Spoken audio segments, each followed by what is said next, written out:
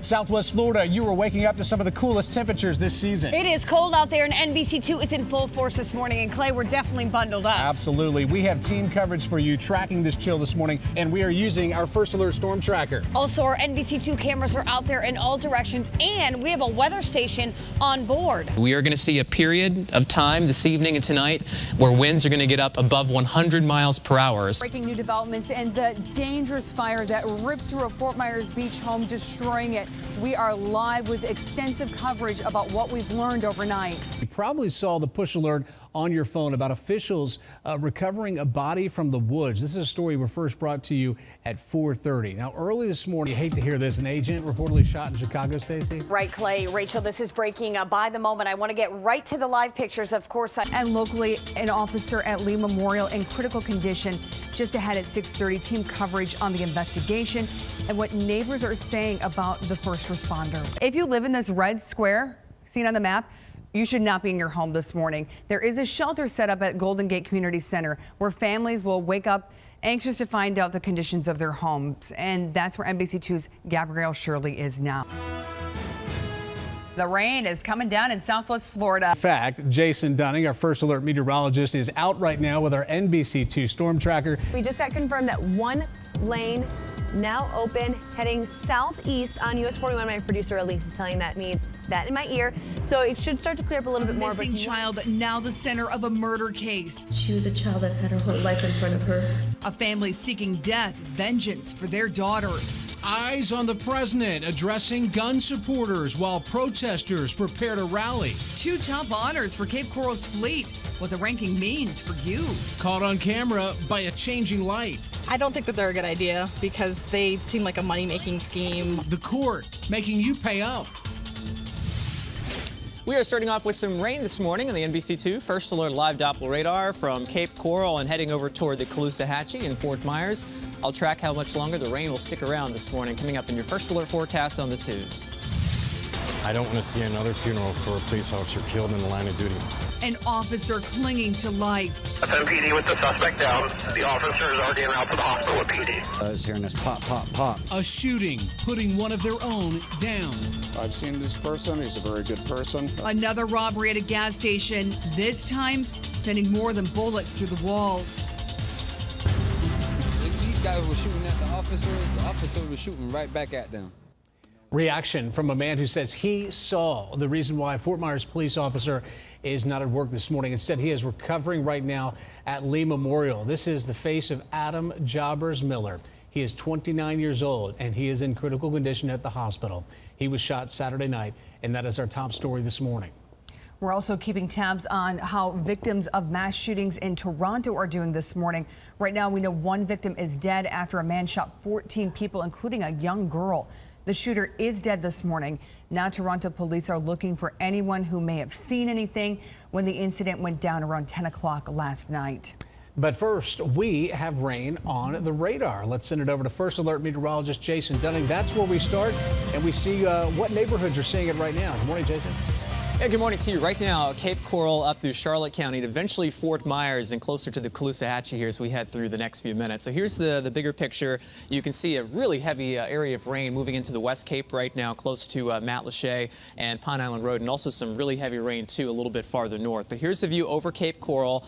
Some heavy bursts of rain around Matlacha up through Old Burnt Store Road, and some lighter rain now starting to move into central sections of Cape Coral. Some good news is this thunderstorm has shown signs of weakening over the last few minutes. You can see overall the areas of yellows and red are really starting to shrink up, but we do have some of this heavy rain working through the Northwest Cape and eventually working over closer to Fort Myers and North Fort Myers down through Page Park around the Veranda area closer to 645 this morning. So we're going to see some areas of rain building out toward I-75, and you can see the leading edge of that rain now just starting to make it out toward the Midpoint Bridge and working over toward the McGregor Boulevard area and toward downtown Fort Myers. Farther north, some heavier rain, especially east of I-75. Also another little cell here closer to El Jobim and the Myakka River, but the Deep Creek area around Ridge Harbor down through Cleveland, Lake Susie, this is where we're looking at some of the heaviest rain across Southwest Florida.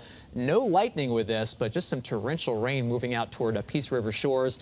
DeSoto County, some widespread rain closer to Arcadia, along with a few thunderstorms. And it looks like a pretty active start to the morning. So it looks like we're going to see most of our rain today through the early afternoon. And then the rain starts to taper off a bit more later in the day, closer to 3 o'clock and 5 o'clock. But still some isolated thunderstorms possible then. Our rain chance today up to 70%. A lot of clouds in place today. And temperatures will make it up close to 90 degrees. We'll have a closer look at some of these storms as they continue to move through Lee County and Charlotte County. Plus a play-by-play of what the radar looks like through the day coming up at 6:42. We're getting a closer look at this crash on I-75 southbound at mile marker 117 that I've been telling you about since about just before 6 o'clock this morning. It looks like there's just one pickup truck that was involved. Lee County deputies still on scene. They're waiting for a tow truck to come around. No roadblock being reported. As you can see, they're off to the side of the road there. Do want to take a look at our maps to show you if any congestion is building, but we saw I-75 moving along just fine, and our maps are all green in that area. I also want to let you know that a crash at mile marker 123, the Corkscrew Road exit, that I have also been telling you about since about 6 o'clock this morning, that has cleared. We're all good in that area. That's your NBC2 traffic alert. This morning, we're hearing from a man who says he saw the moment Officer Adam Jobbers Miller was shot. He was shot Saturday night around 7:30 while responding to a call at the Marathon gas station on MLK Jr. Boulevard. The shooting happened right outside the gas station. Employees say the suspect ran inside the store trying to hide. They say the suspect was holding a gun and was hurt. The guy was trying to jump over the cab register, and we kicked him out. At the same time, we said, man, you got to get out of here, man, they're shooting. And he's like, no, I ain't getting out of here, man, they're shooting at me, they're shooting at me, they're shooting at me. I said, well, what you expect? You hit an officer. Witnesses say the shots could be heard down the street and happened for quite some time.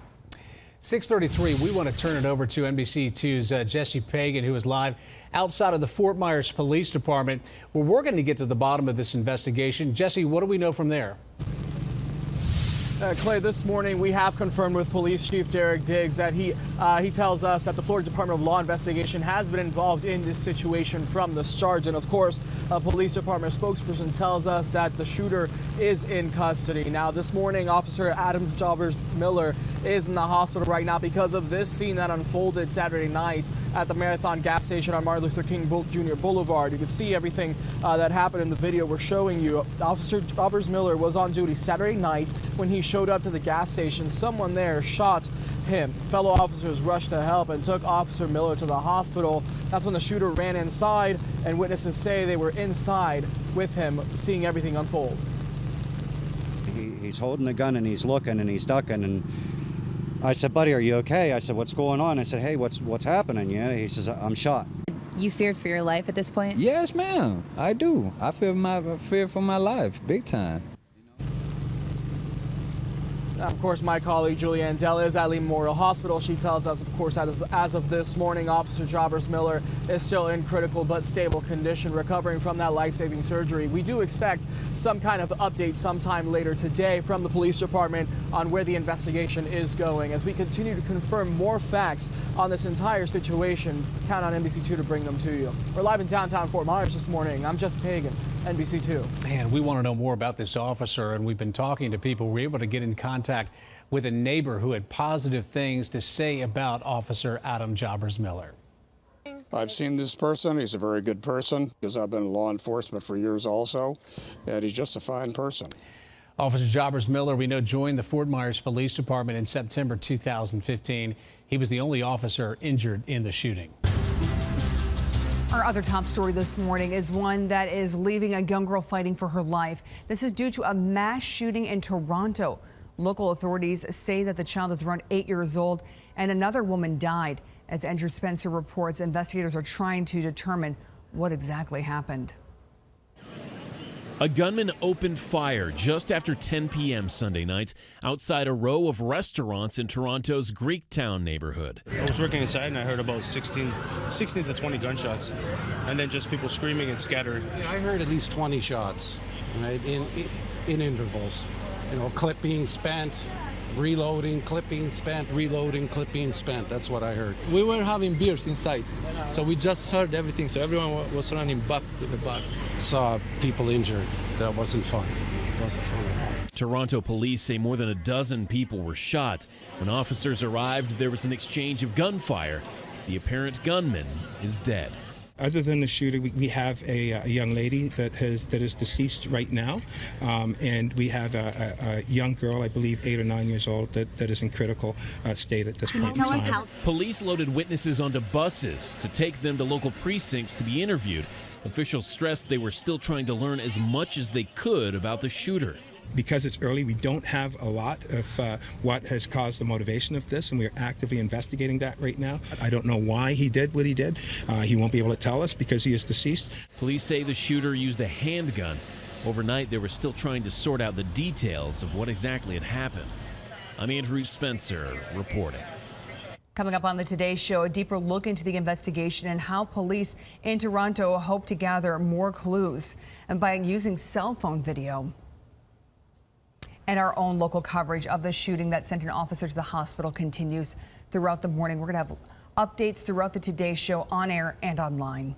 6:37, I'm Stacey Defenbaugh here in the Alert Center monitoring a situation in Miami right now. Police on the other coast of Florida investigating an arson fire. I'm going to play it in a minute. It's pretty incredible here. Sarah, I'm going to hit play if we could pull this up full so everybody at home can see it. Keep watching here. 2 cars damaged after being set. There they go on fire outside of a home in Kendall, Florida. Police responding around 2 a.m. A Ford pickup and a Ford Mustang on fire. The family recently installing a surveillance camera outside of the home. They've turned that over to police. There's now a $10,000 reward for any information leading to an arrest.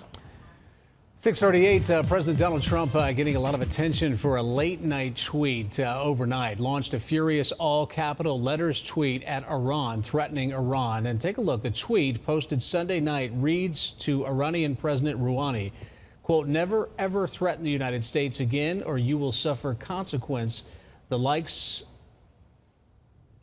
of which few throughout history have ever suffered before. We are no longer a country that will stand for your demented words of violence and death. Be cautious," end quote. Rouhani also shared a message for Trump, though, saying, "Do not play with the lion's tail because you will regret it eternally."